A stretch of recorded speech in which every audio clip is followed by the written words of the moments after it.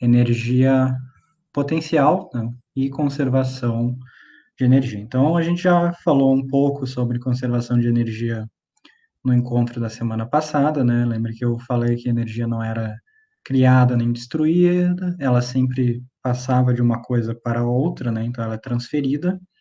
A gente falou sobre energia cinética e trabalho, né? E hoje a gente vai falar sobre chamada energia potencial, tá? Relacionar isso com trabalho, também ver como é a lei de conservação de energia de uma maneira mais ampla. E a gente vai falar bastante hoje também sobre sistemas, tá? E aí eu já coloquei aqui uma definição que vai ser importante lá no final, na verdade, sobre a classificação que a gente pode fazer dos sistemas em termos do que eles podem, de como eles podem interagir com o ambiente deles, tá? Então, a gente pode classificar um sistema, e um sistema é uma coleção de objetos, por exemplo, pode ser um sistema Terra-Lua, pode ser o sistema, pode ser um carro, o sistema pode ser alguns carros, pode ser qualquer outra coisa que interaja, pode ser uma caneca e a água que está dentro dela, então tudo isso aí podem ser sistemas. E aí a gente pode classificar essas coisas como sistema aberto, né? O sistema aberto é o quê? Um sistema que pode trocar matéria e energia com o ambiente. Então, significa que ele pode ganhar ou perder massa, e ele pode ganhar ou perder energia também. E para onde, né, de onde vem essa massa, ou de onde vem essa energia que ele ganha, ou para onde vai a massa e a energia que ele perde, é para o ambiente, tá? E o ambiente é o que está em volta do sistema, né, com que ele pode interagir, mas que não faz parte do sistema. Então, por exemplo, se a gente deixa uma bacia de água no chão da nossa casa, e a gente considera que a água e a bacia fazem o nosso sistema, então o ambiente é a atmosfera ali, né? A atmosfera, o chão, isso seria o ambiente. E a gente sabe que nesse caso a gente pode, na verdade tem um sistema aberto, né? A água pode evaporar, ela pode ser aquecida se estiver sol, tá? Então a gente pode ter trocas de matéria e energia. Um sistema fechado, ele só pode trocar energia com o ambiente, ele não troca matéria. Então, por exemplo, seria, digamos, uma garrafa de água fechada, tá? Em que, de repente, vocês colocaram uma água quente ali dentro e fecharam a garrafa, e aí depois de um bom tempo vocês vão lá olhar e vocês notam que a água, ela diminuiu a temperatura, né? Ela esfriou. Mas vocês notam que tem a mesma quantidade de água que tinha antes, ou seja, a matéria permaneceu ali igual, agora a energia foi perdida, tá? Porque houve trocas com o ambiente. E por último, a última classificação, que é importante também para a gente saber, é um sistema isolado, tá? Um sistema isolado significa que ele não pode trocar nem matéria, nem energia. Um exemplo de um sistema mais ou menos isolado seria uma garrafa térmica, tá? Então, o objetivo da garrafa térmica é isolar ela, o que está dentro do que está fora da garrafa, né?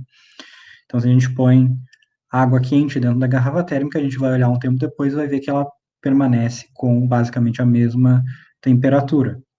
Obviamente, não é um sistema perfeitamente isolado, tá? Então, é só idealmente isso, é um conceito idealizado, mas a ideia é, se fosse uma garrafa térmica, se fosse um sistema perfeitamente isolado, então a gente colocaria água quente dentro dela e não importa quanto tempo depois a gente fosse lá olhar, a água ia estar ainda na mesma temperatura, ela não ia ter aumentado nem diminuído a temperatura, ou seja, não teria acontecido nenhuma troca de energia. Então, isso aqui vai ser importante lá mais para o final, e a gente vai falar bastante de sistemas hoje também, tá? Porque, na verdade, a energia potencial ela é definida em termos de sistemas, tá? A energia potencial ela aparece quando a gente tem interação entre coisas diferentes, entre objetos diferentes. Por exemplo, entre a Terra e a Lua, ou entre a Terra e uma maçã, ou entre a Terra e vocês.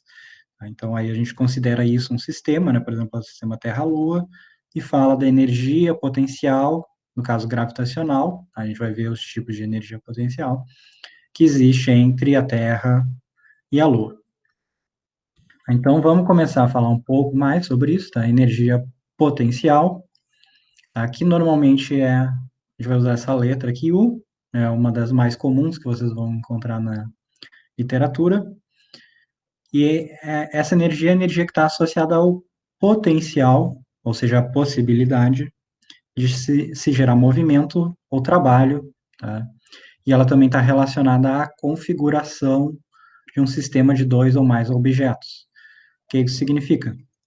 Ela depende das posições das coisas, de como essas coisas interagem entre si. Então, quando a gente muda a posição ou a configuração do sistema, né, as posições relativas dos objetos, pode ser que a gente mude também a energia potencial associada a ele, tá? Isso aí vai depender de cada caso, né? Pode ser que continue constante também, mas aí a gente tem que analisar cada caso. Mas o importante é isso aqui, né? É uma energia que depende de um sistema de dois ou mais objetos. Então, a maneira certa de se falar sobre energia potencial é a energia potencial existente entre tal e tal objeto, ou energia potencial associada ao sistema tal. Muitas vezes, principalmente quando a gente está falando da energia potencial gravitacional, que a gente vai ver, vai ser um dos dois tipos principais que a gente vai ver gravitacional e elástica. Então, quando a gente fala da energia potencial gravitacional, muitas vezes a gente acaba falando da energia potencial de tal objeto. Essa é uma linguagem mais solta, digamos assim, mais livre, mas que ela não está exatamente correta, porque não existe energia potencial de um objeto, existe energia potencial de um sistema, ou energia potencial entre esse objeto e outro objeto. Seria a maneira correta de se falar. Então, quando alguém falar, ou quando vocês falarem energia potencial de tal objeto, né, mesmo que vocês falem isso, que não é o correto, mas saibam o que significa na verdade, né, que significa energia potencial entre um objeto e outro.